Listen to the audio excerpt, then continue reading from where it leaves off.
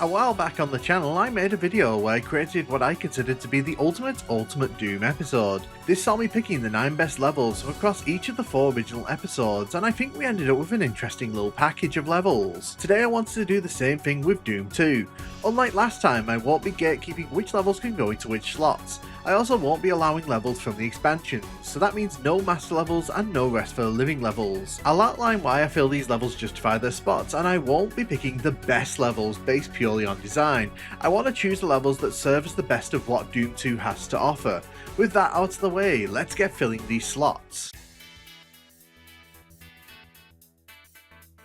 In the first level slot, I suspect many will want to put Entryway. I like Entryway, and I think it serves a fun purpose, but I also think there's a level it's way easier than Doom 1's Hangar, and I feel that for a sequel you need a bit more challenge to set the mood for the player. That's why I'm putting Underhalls in the first level slot. It's a very solid first experience for returning players who will appreciate the slight step up in difficulty, but also serves as a fun showcase of all things Doom 2. It's stuff with enough health that even if players get stuck on their first playthrough, there's enough support to push them through. I also feel as a level it just has more bite to it in terms of difficulty. There's more varied encounters here than in Entryway, and I think that the Super Shotgun is a very fun reward for players who explore the non-essential areas of the level. I think Underhaul serves as a great first outing for this hypothetical WAD and sets the tone for Doom 2 perfectly. I get that some people might feel that Entryway is the more iconic and thus deserving of this spot, but for me personally it wasn't actually that difficult a choice. Entryway is iconic, but Underhall's, in my opinion, is just better.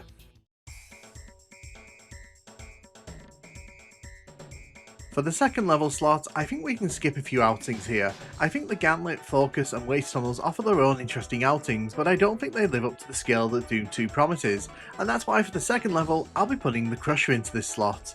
The second level featuring a Spider Mastermind might seem a bit mean, but it's beaten in a very simple way that I feel fits the escalating difficulty that Doom 2 should be shooting for. The Crusher is a fun level across the board, with a lot of variety in room scale and sizes, showing off the bigger areas that Doom 2 boasts about in its manual. There's also a lot of fun and interesting rooms throughout this one. I also feel that the final room serves as a stern challenge and is a fun way to up the difficulty after a level where the player is given a whole bunch of weapons to make use of. I think the Crusher is arguably one of the better levels in Doom 2, and I personally think it deserves this spot more than the likes of the Focus or the Waste Tunnels.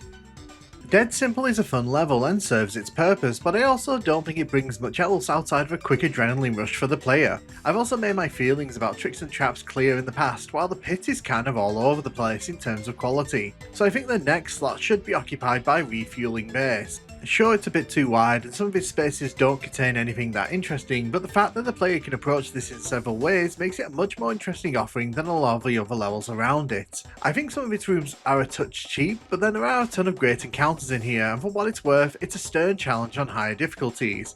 Plus I think the Cyberdemon encounter near the level's end is pretty creative, and while it's easy to cheese it on repeat playthroughs, it's definitely the kind of horror trap that new players have nightmares about. Overall, I think it's a very fun outing, and while it isn't the most visually interesting of levels, I do appreciate what it's shooting for and think it does a better job of what levels like Citadel don't do so well in Doom 2. Refueling Base for me gets the third slot because it's fun and interesting. I think picking levels from the middle section of Doom 2 is quite difficult. There's some great levels in here, don't get me wrong, but there are some absolute messes as well. Even though it doesn't push the Hell on Earth theme all that hard, I think the fourth level slot definitely needs to go to the Inmost Ends. Often cited as one of the better Doom 2 levels and recreated in endless WADs over the years, the Inmost Ends genuinely is a step up in quality and serves as a true test of skill for players. I think it has a unique charm, its weird layout and progression stands out in a good way, and I feel that a lot of the encounters in this one are interesting for most players. Plus again, the level is stuffed to the brim with options for exploration. There's secrets galore and lots of ways to access areas early. Do I wish this level played into the theme of Hell on Earth a tiny bit more? Sure. It doesn't really give off City or Earth vibes at all, but instead feels like something ripped straight from Hell. That all being said, in terms of being fun and being a good experience, this is definitely one of the high points of the middle episode of Doom 2. So this is the only level where I'm highly dubious of my own choice. As said earlier, picking from the middle section of Doom 2 is hard because I would argue none of the city levels are really that good.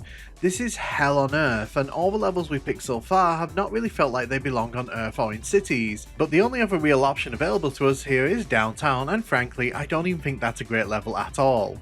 Industrial Zone is the closest Doom 2 actually comes to delivering on that promise, and so it gets this spot kinda by default. That's not to say it's bad. It's very large level, brimming with areas to explore and secrets to uncover. It's also got some really fun encounters and traps to catch the player off guard, the yellow key area being one of the main areas that comes to mind.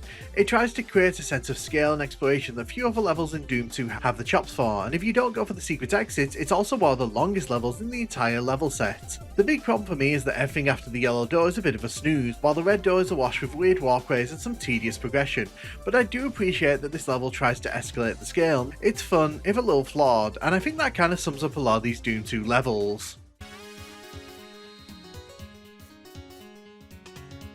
For the final few slots in this selection, I feel that the choices are very much down to style versus substance.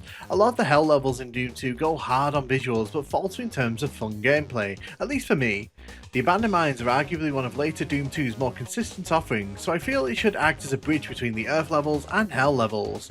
It's a level that twists and turns on itself, combining close quarter combat with some large open spaces which require the player to be precise. Some aspects of this level are stronger than others, but I feel that it offers an interesting and unique challenge because of this variety.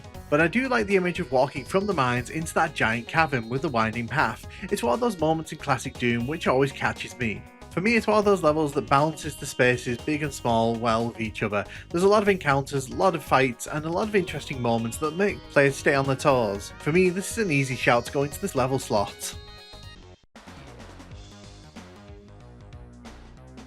Not really going to bury the lead on this one, as I feel it's pretty obvious. I find the Catacombs is a very solid outing and can be quite brutal on higher difficulties. For that reason, I think it deserves to go into the penultimate level spot. While it lacks some of the atmosphere of other levels around it in Doom 2, I think it's a much more solid outing than those levels and delivers the right amount of pushback, even to seasoned veterans of Doom. I also like that the level isn't overly long and cumbersome. An issue with some of Doom 2's later levels is that they go large and don't offer up an adequate challenge to go along with it. The Catacombs for me is a fun, tight and exciting level that goes hard at the right moments and challenges the player in interesting ways. Could I have put a level like the Spirit World in here? Sure, but I feel the Spirit World is all style and no substance and struggles to offer a consistent challenge. Plus some of its puzzles are weird and very left field for Doom 2, as well as the fact that I just don't think it's a great level. If you're a long time viewer of the channel, then you'll already know which level's going into this slot. I've said it numerous times over the years, but for me, the Living End is a much better final level in Doom 2 than Icon of Sin. There's build, there's escalation, there's great encounters, it looks great, and most importantly, it understands that as a final outing it has to challenge the players on what they've learned through the game. I feel this level encapsulates the best of Doom 2's bigger mantra, putting forth a level that outright delivers tense moments and serves up a true challenge. If I could, I would change the final encounter with the Cyber Demon, make that final area bigger, and maybe have monsters spawn in until the player defeats the Cyber Demon, as the final exit reveals itself. Outside of this though, I think it's the perfect final level, and outshines Icon of Sin on every conceivable level. I had you fooled from earlier on. Tricks and Traps wasn't considered for one of the normal level slots in this collection, however I always had it earmarked for the secret level spot. I recently made a video talking about Tricks and Traps, and in that, I said that this level would be most optimally placed as a secret outing. It's fun, quirky, throws a lot of oddball moments at the player, but is also unique and interesting enough to justify it being a secret level. Every room is a different challenge and tests the players in different ways. This level also is very generous with weapons, giving the player pretty much every kind of weapon except the super shotgun that they could want in Doom 2. There's challenge here, but an undercurrent of the game makers having fun and putting the player in odd and interesting encounters. Wolfenstein is a fine secret level and pays homage to the legacy of id Software, but in my eyes, this level is more well-rounded. Wolfenstein is a great homage, but Tricks and Traps is a great level in its own right. And there are my 9 level selections for the ultimate Doom 2 episode. I know there's a lot of you in the comments who probably have opinions about some of the levels that I've chosen here, but these are my genuine choices. If you disagree with me, let me know in the comments what you think, and let me know what 9 levels you would pick to put in a similar WAD for yourself.